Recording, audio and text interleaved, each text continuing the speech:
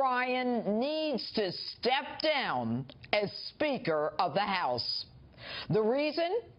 He failed to deliver the votes on his health care bill, the one trumpeted to repeal and replace Obamacare, the one that he had 7 years to work on, the one he hid under lock and key in the basement of Congress, the one that had to be pulled to prevent the embarrassment of not having enough votes to pass.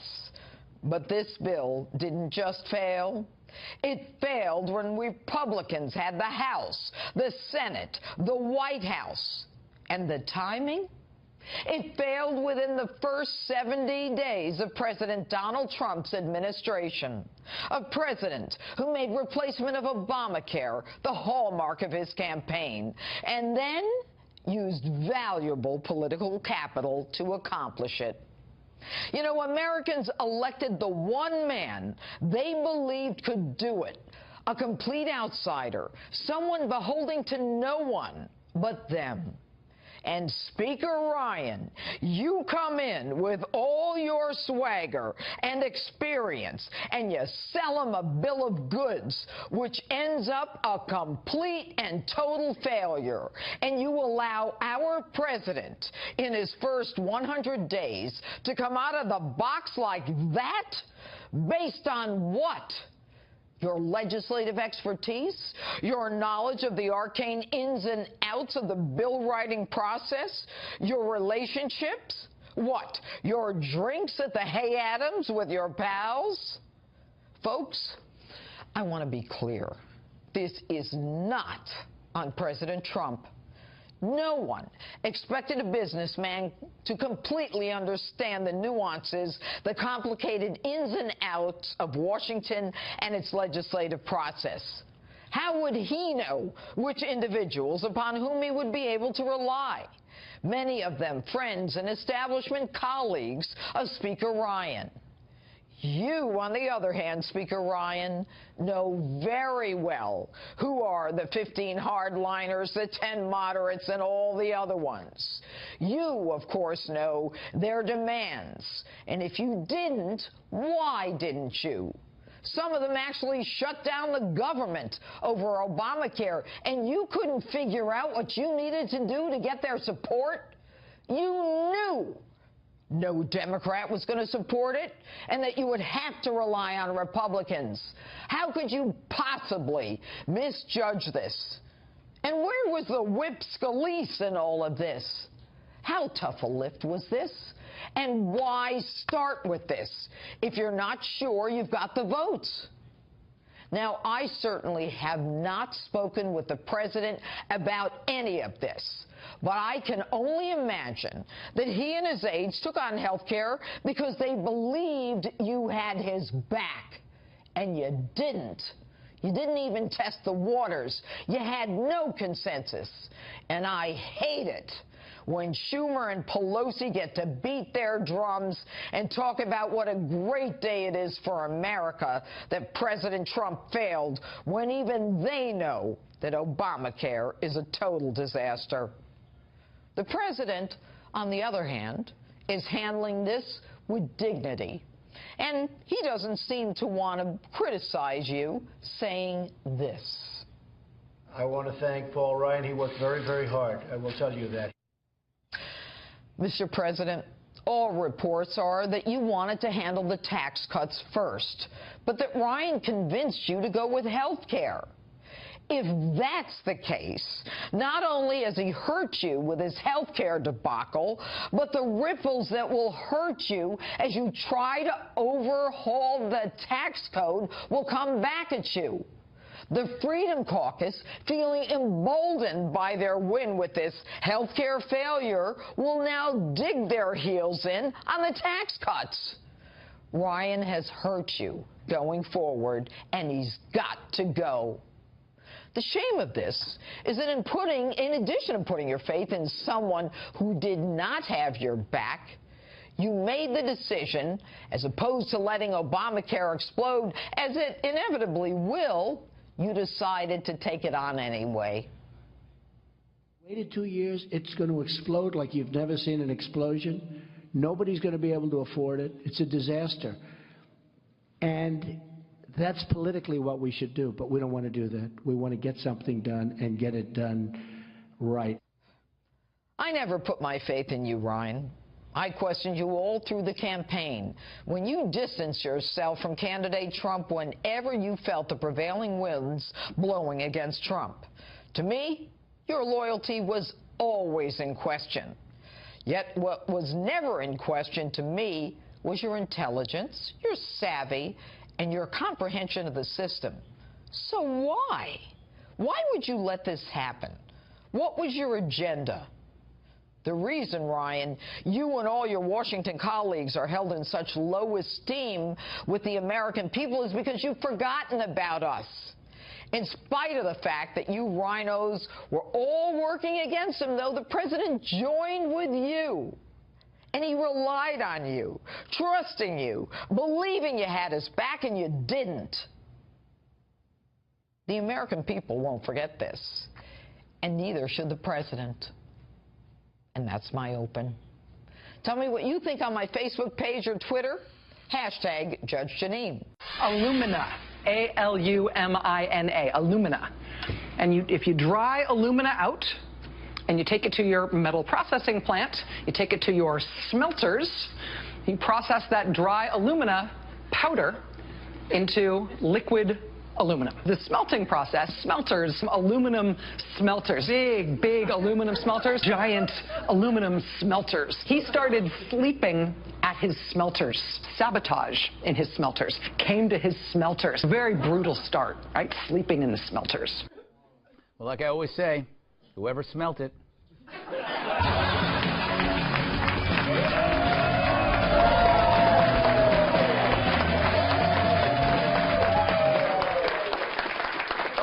All right. It started with a tweet. President Trump claimed President Obama had bugged him. Now, maybe he was wrong, although Mr. Obama has been strangely silent about this accusation. Could he be hiding something else besides his birth certificate? It's a joke. Anyway, critics mocked Trump, and friends hoped this whole thing would blow over. Then Devin Nunes says this. I recently confirmed that on numerous occasions, the intelligence community incidentally collected information about U.S. citizens involved in the Trump transition. Well, put me in a blonde wig and call me Sally. Really, I want you to do that.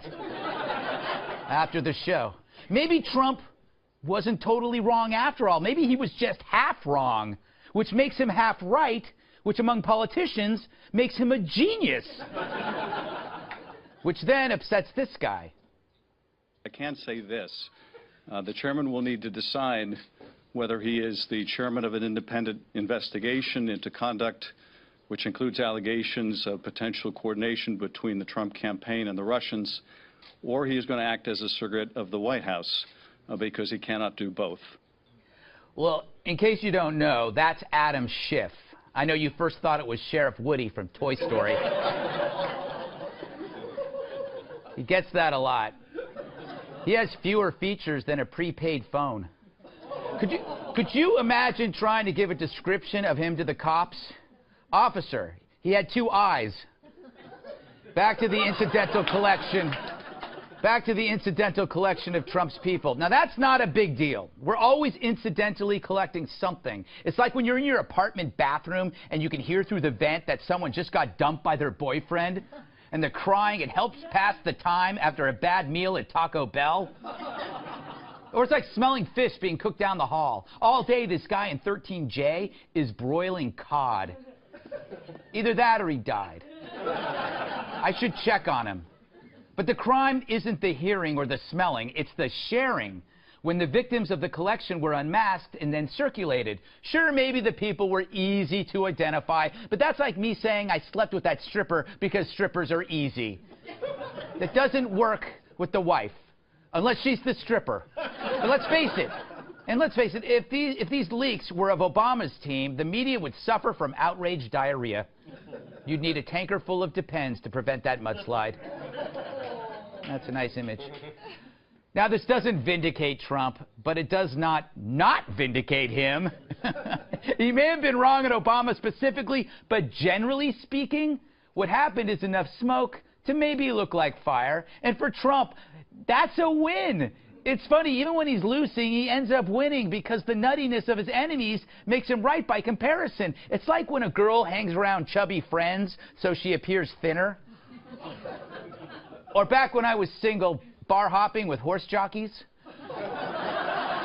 Suddenly I was the tall, mysterious stranger. Now, Trump appears right when surrounded by so much wrong.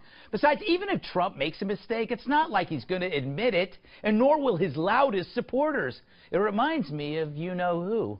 Yeah, if you ask President Obama what his biggest mistake was, he'd say that I was too perfect. And the media would nod in unison, puckering up like starry-eyed blowfish.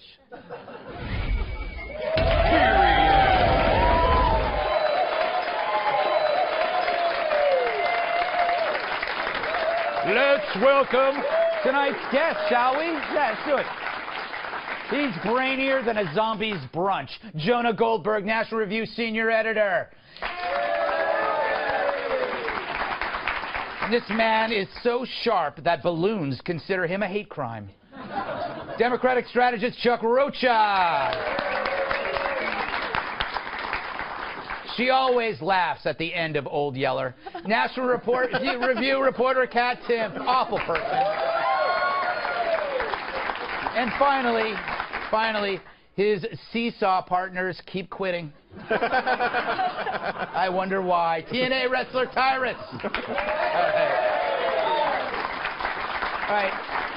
Before I get into this whole collections versus Russian collusion thing, what is with the sweater cape, Tyrus? You don't like this? This is style, man. This is something. This is hip. No, it's not. Yeah, it is. No, in my community, it's like hip. A hipster threw up on your chest. First of all, chest throw up, that means you're short. No, this is style, man. It's actually from New York. They made it for me. It's called a hoodie cape.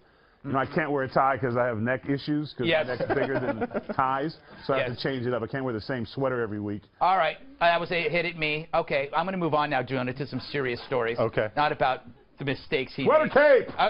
Sweater cape. Jonah, what do you think about Nunes involving himself on this? People think he's covering for Trump. Other people saying he's the heroic whistleblower. Well, I'm conflicted about this. You know, my attitude towards politicians is sort of like what lab researchers is towards lab animals. Yes. You don't want to get too attached, right? Because, like, it's much easier to stick a needle and test subject 47B than Fluffy. Yes. Right? And I know Devin Nunes. I respect Devin Nunes. He's a smart, serious, capable guy. I think he kind of messed up here. Really? Yeah, I do. I think he stepped out of line from the role of oversight for the Intelligence Committee, and he's trying to play a double role, and that's why he's been trying to walk this back for the last couple of days. Interesting. What do you think, Chuck? Do you think he might have some? I mean, like, doesn't this kind of help Trump? I think it does a little bit, but I'm still going back to, since I'm a political consultant, that means I'm also a lab rat trainer. Yeah. That's what I do for a living, is I train small animals how to act right. And he pivoted wonderfully. Even as a Democratic consultant, I would be going, that's a good boy. Way to pivot. Way to give your base a little bit of red meat so you can keep them involved in watching alternative facts, but still keep them out there. Look, he's in a hard position, right? He's in a district that's about 70% Republican. He needs to make sure that he's feeding his base to make sure he don't get Republican opposition. And this is what you do when you're a politician, which makes it bad, which makes it our politics bad, which makes Capitol Hill broken. And it's proven over and over again. Yes, but that's why Trump, Kat, has emerged again victorious. See, I'm trying to keep my base going. His wheat harvests in the Ukraine will be better than ever under his 5-year plan. Terrible. There's a lot of things that are still being investigated. We don't know everything yet. I'm concerned about Russia. I'm concerned about privacy. I think before we know everything, the best thing to do is just to stay worried about everything. Yes. And some people say that makes me a pessimist, but that makes me fair and balanced. No, it's true. And also, if you think everything is bad, if something turns out good, then you're kind of happy. Pleasantly surprised. But also, just don't prejudge before. Assume that you've got to stay worried. Stay worried all the time. Tyrus, if Trump ends up being half right in this new reality of Trump, it's all right, right? Look, man, as far as homie goes, man, bro before Democrats. So I'm cool with that. He heard something, and we don't know what exactly he heard, but he felt it was enough for he needed to let his president know. Yeah. So I understand. And the independent Democrats are going to say what they're going to say, Republicans say. So that investigation is a wash. Right. So he's better off looking out for number one. And Yeah. that's what he did. So I have no issue with that. I think the issue is that he told the media. Yeah, he got out there. He should have probably gone to a Buzz Lightyear or whatever the guy's name is from Toy Story. Nobody has secret rendezvous anymore. You know what I'm saying? Like, Ixnay and the Batcave, you know, and then they show up and like, look, they had some stuff. There's some pictures of some girls. Cool, good looking. Thanks, appreciate it. But we got this. They just walk in the thing and, hey, guess what? And everyone's there. Like, get a secret hideout. You know? Yeah. Like, damn. It's true. As a kid, I always thought by this time in my life I would have a secret hideout. I have several. I do. It's called my apartment. No one will find you there until that smell. Too late. Yeah. And the neighbors start getting really worried. And then there's that article in the New York Post that says she kept to herself and she was eaten by her cats. You know, one cat. Well, there'll be more by the time this happens. More cats are in your you have 8 cats written all over you. You know what this is, Jonah? Okay, it's like you're seeing the Russian story and the leak story. The Russian story is the Dems. The leak story, they're like two hobos in the street fighting over one cigarette butt, right? It's like they both cancel each other out. You know, I think that's right, and this is the problem, is that no one wants to sort of walk and chew gum at the same time. The leaking was really, really bad. Yeah. And the problem is everyone thinks that all leaks are the same.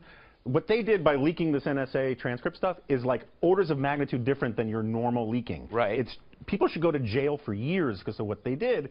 But the problem is that the people who hate Trump hear leaking and their eyes glaze over. Yeah. And the people who love Trump, they hear the Russia stuff and they say that's old news. Yes. So no one's talking to each other about this. No, it's just like this. See this? Close up on this. This is what's happening.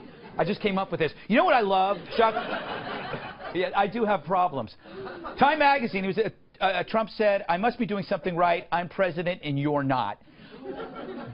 Isn't that what you would be thinking if you're president? That's what I'd be thinking every time I was about to lose an argument. Typically, I said, your mama. You know? It's the argument that I lead with every time I walk into the DNC. Yeah. When I'm like, look, everything's great over here, and I know everything is wonderful, but have y'all not noticed who the president is? We need to change the way we're doing things, because he has not only stolen our narrative, but he steals a lot of our talking points. Yes. And here we go. No, he is. He's absolutely right. He's the best Democrat. And he's the president. Yes. If you don't believe, ask him. Yeah, that's true.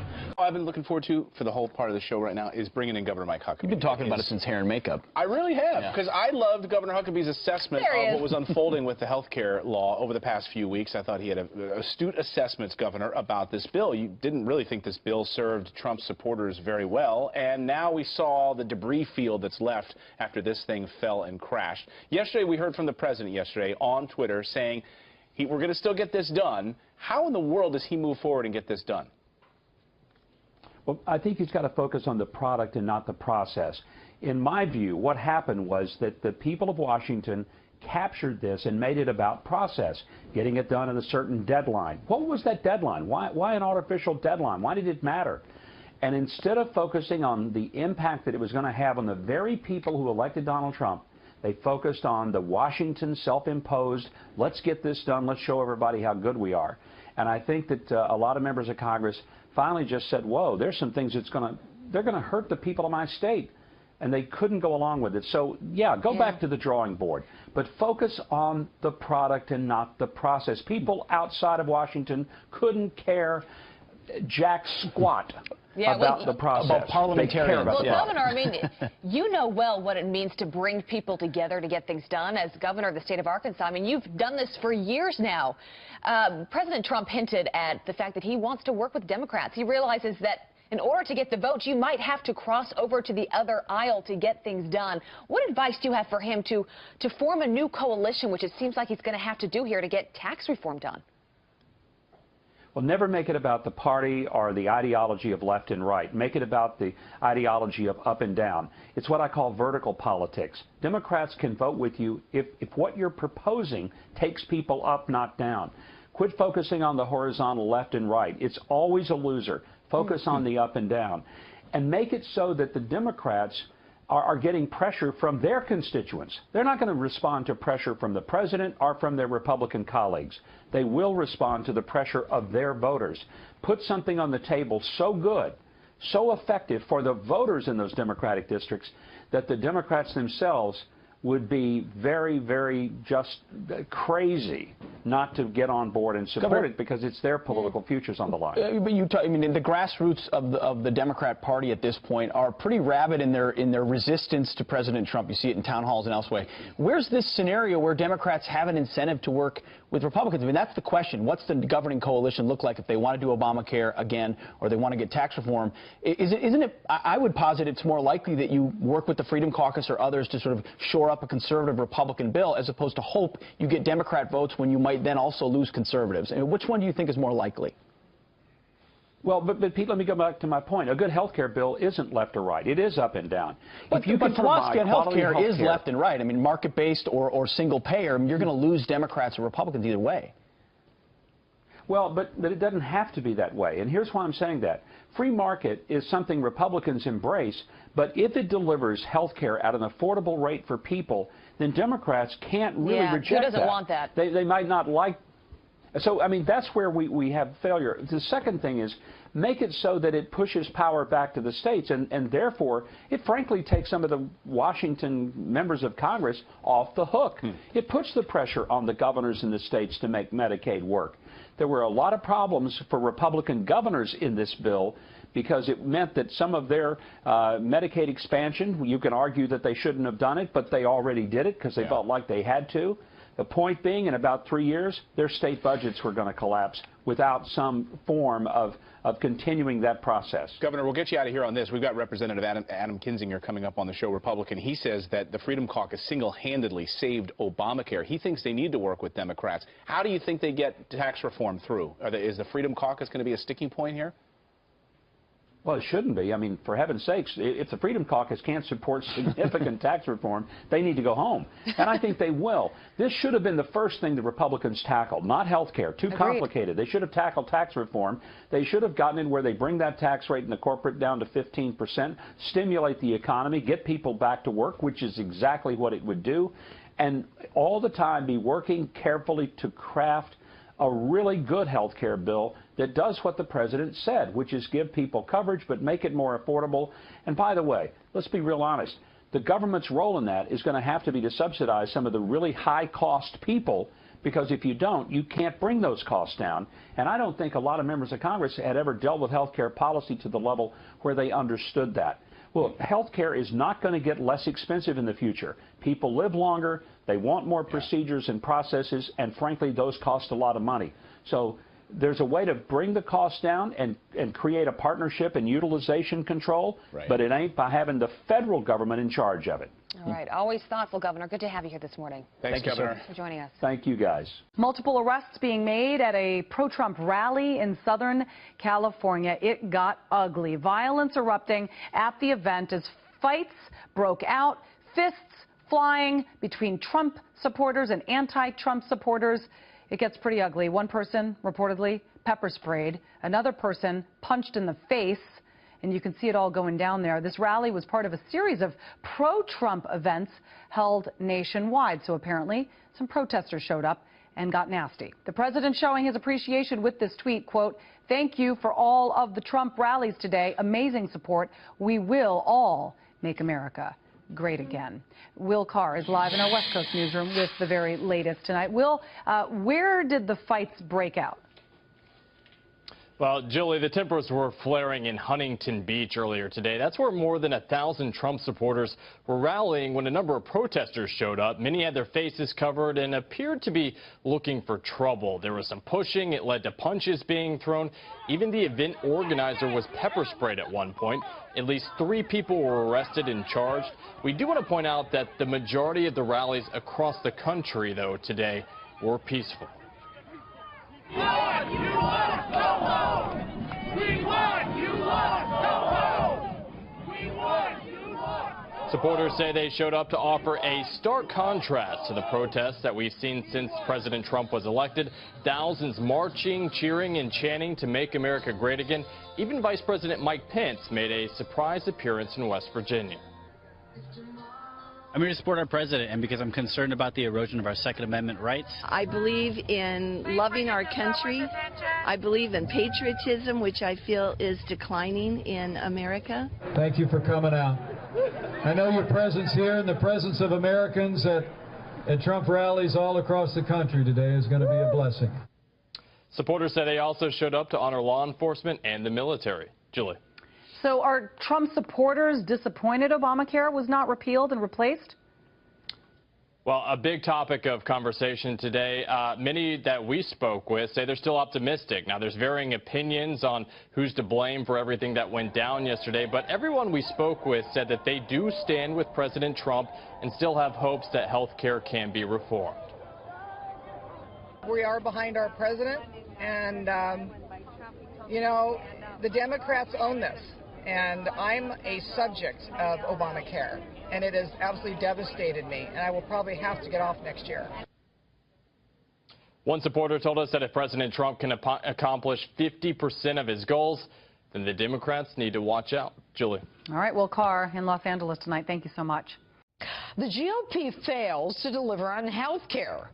You know what I think in terms of who's to blame, but I showed up just outside the Capitol to ask anyway.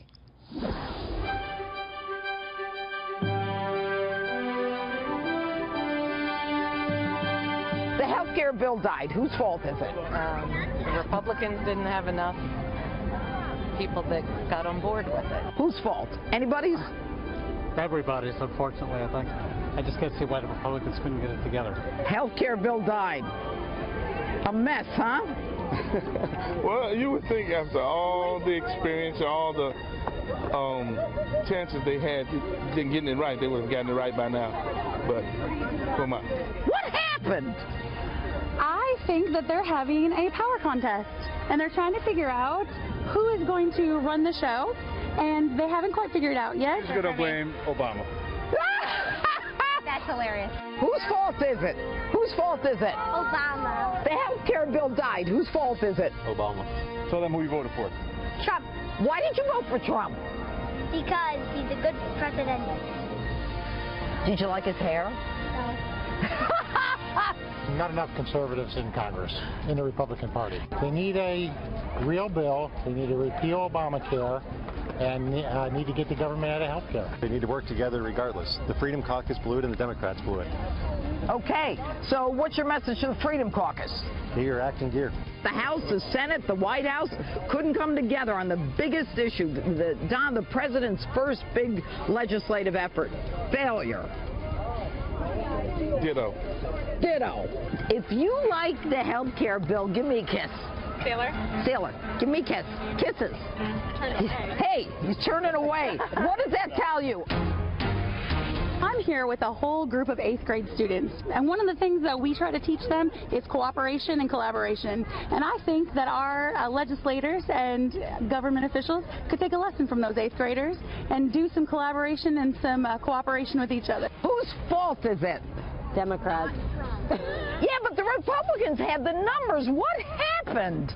I don't really know, but somebody needs to fix Obamacare because I think in my life, it's the worst thing that ever happened to me. Why? My husband is a kidney transplant patient for the second time, and guess who doesn't want to pay for anything? Oh, I'm so sorry. No, it's okay, but my husband loves you. Everybody should be on Obamacare and let me know how they live their lives.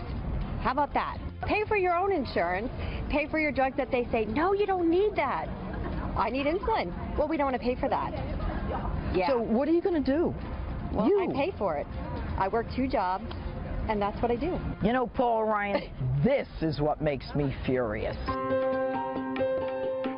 Are you angry? Not at all. I'm extremely happy about that. I believe that there should be some changes, but not like completely gutting it out and redoing it. Okay. I mean, the way that President Trump wants to do it, I completely disagree with. I look like alfalfa. My hair's sticking up. I just interviewed your daughter. She is absolutely in favor of Obamacare. You're against it. So 100%. The Democrats and Republicans have got to look in the mirror and realize that it's us that's getting hurt, not you guys, not politicians, the American people. That's the ones getting hurt. Well, I think there's just in a sense, a selfish issue as to we want to have this a certain way instead of what do we want to do for the people. And I think that's what Americans are starting to see here now, as when you have the perfect scenario that a certain group would want to have. Are you married? Not yet. Get married. Marry him. Give me a kiss. You like the health care bill? Oh, are you a Democrat?